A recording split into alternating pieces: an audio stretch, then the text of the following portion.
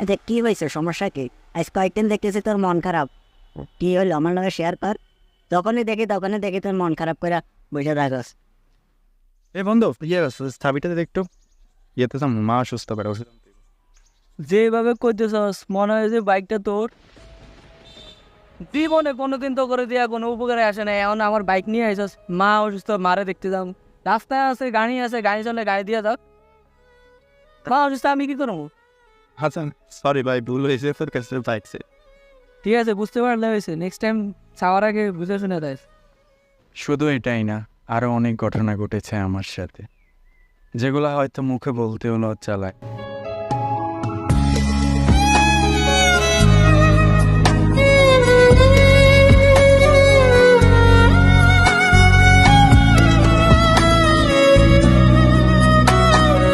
এইটুকু জীবনেই বুঝে গেছি যে গরিব করে জন্ম নেওয়াটাই ভাব হয়েছে আমার। টাকার প্রয়োজন রে বন্ধু, অনেক টাকার প্রয়োজন, অনেক। টাকা দিয়ে সব পাই না, টাকা দিয়ে কখনো সুখ কিনা যায় না, এটা মনে রাখি। তুই হয়তো একটা কথা জানোস না যে এই দুনিয়াতে যার যত বেশি টাকা সে তত বেশি সুখী। এই যে একটু আগে কি বললি, টাকা দিয়ে সুখ কেনা যায় না। আমি বলি যে টাকা ছাড়া কোনো কিছুই হয় না। ভালোবাসা বলস, বন্ধুত্ব বলস, সম্মান বলস, টাকা থাকলেই সব কিছুই পাওয়া যায়। যার টাকা নাই এই সব কিছুর মধ্যে তার কিচ্ছু নেই। রঙের এই দুনিয়াতে টাকাই সব। সুখে থাকার জন্য টাকার প্রয়োজন, কাউকে সুখে রাখার জন্য টাকার প্রয়োজন।